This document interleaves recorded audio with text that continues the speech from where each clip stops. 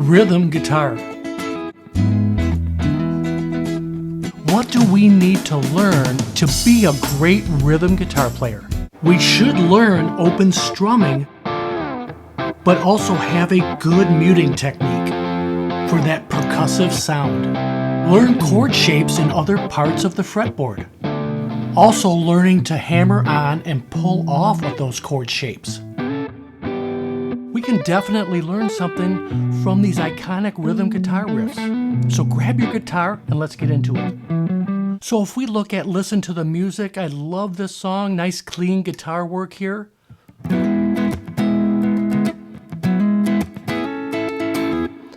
We need to start with what those chords actually are. It's really just E and A.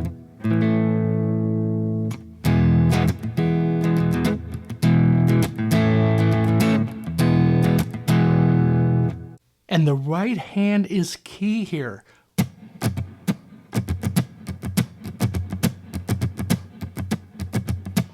I'm muting the strings here just so you get a sense of what I'm doing.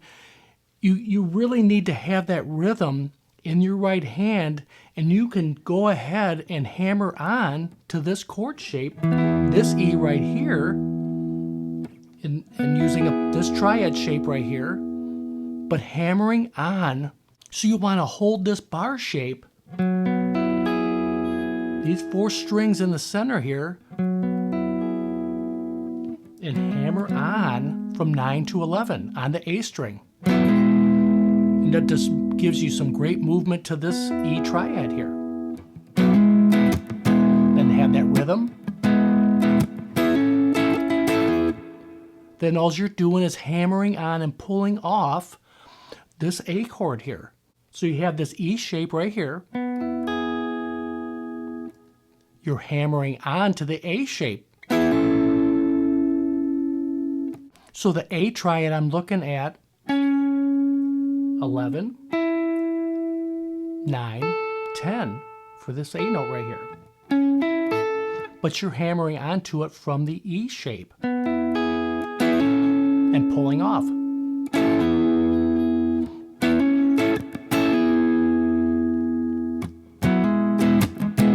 It's important to do this slow. Make sure you have that groove, and practicing slow is good with rhythm.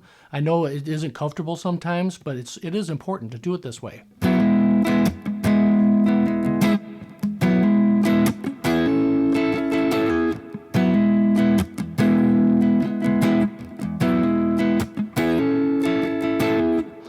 The right hand doesn't stop moving with this type of playing. And you still, as it goes to the next chords,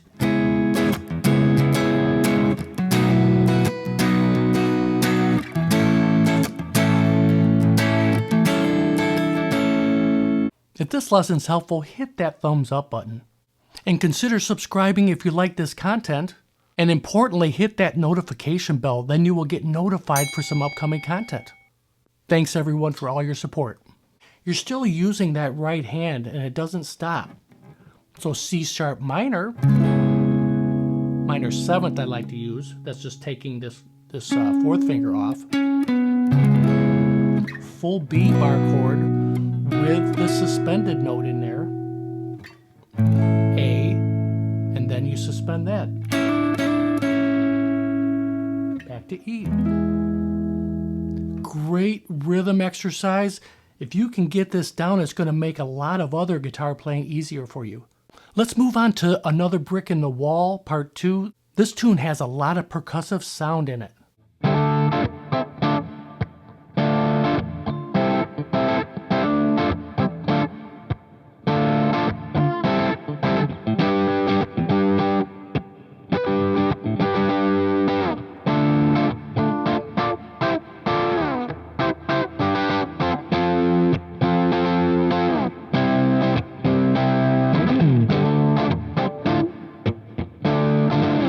And again, hammering on and pulling off this shape.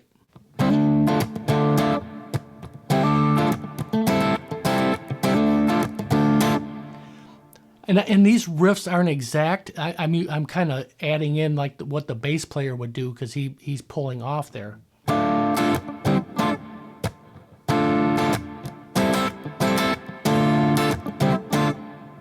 So this does have a lot of muting in it, really riding my, right here, my palm of my hand on the bridge right here to help mute these strings when I don't want them to ring. It's important to have a great muting technique.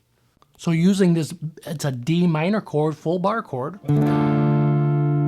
this shape right here, and then I use this piece of the C, it's a triad right here in the 5th fret of the D, G, and B strings.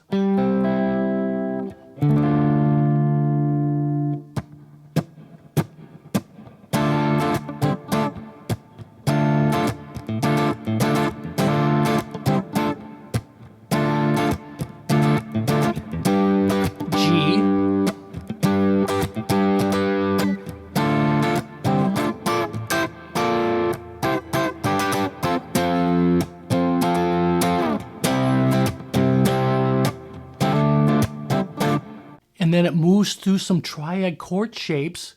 David Gilmour uses this technique all the time.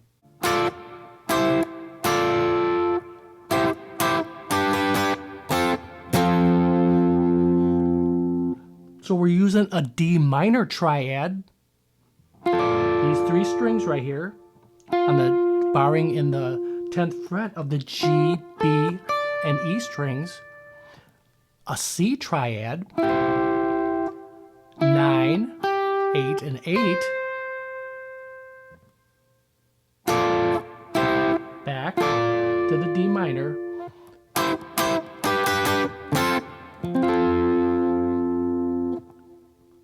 So hitting the C triad twice. This is a G triad. 7, 8, 7. F triad, 5, 6, and back to 5. Triad shapes are used so much in rhythm guitar. I'm telling you right now, practice them, get to know them all over the fretboard. And let's move on to The Thrill Is Gone. This rhythm is awesome, so recognizable. The chords are simple: B minor to E minor, back to E minor, then G major 7. I like to use that voicing there because it's all connected. F sharp raised 9 chord, like a Hendrix kind of chord, and back to B minor.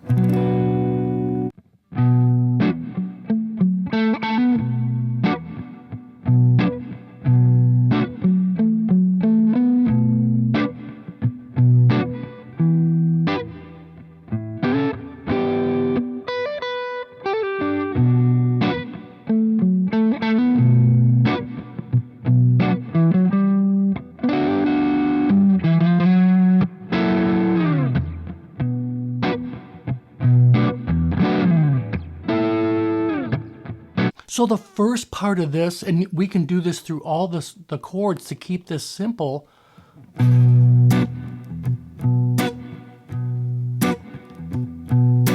So hitting the low note of each chord once, hitting the chord, and then twice on every chord. Let's try that.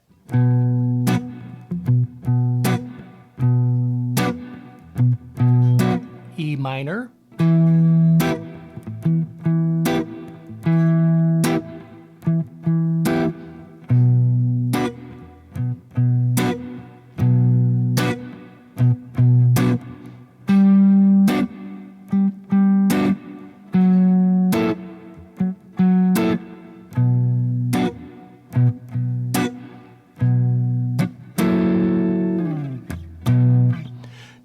Once you have that down, this other stuff we're going to add in there just flows right with it. So now we're just going to add this little set of notes to create more movement.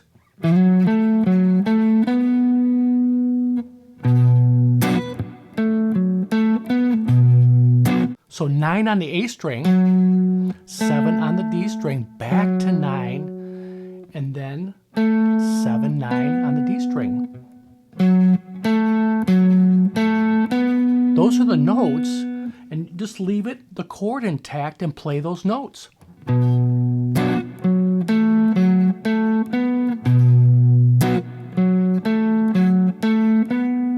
Going to the E minor.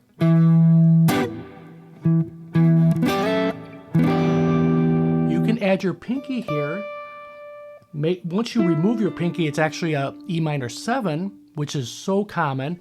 Adding here just reinforces that 7, the minor 7 here, this D note.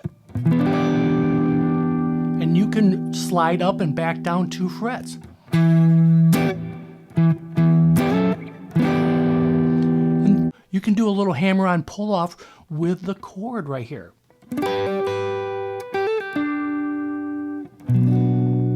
So holding the chord intact, hammering on, here's the notes. But you're doing that with the chord intact. So 7 to 10, hammer on, pull off, back to 7. 8 to 10 on the B string, hammer on and pull off. And you're ending up on this note right here. That's the little bit that you want to add to this E minor 7th.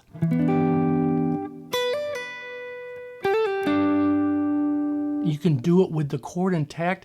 I just wanted to show you the notes separately because it's hard to see.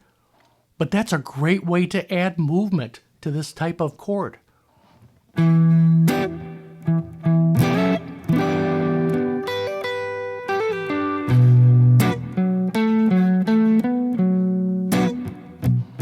you can walk up to the G major 7 chord and add some movement that way. 7, 9, 10 on the A string to the G note right here, playing the chord, and then hammering on and pulling off from 7 to 8 on this bottom note here on the B string.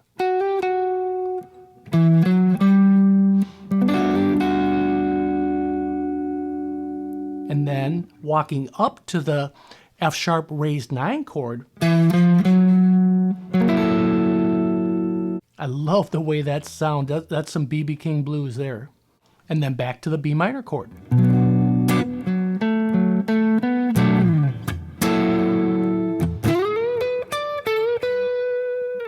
Being a great rhythm guitar player will definitely help you be a better lead guitar player also. Let me know if you got something from the lesson, and let's talk soon.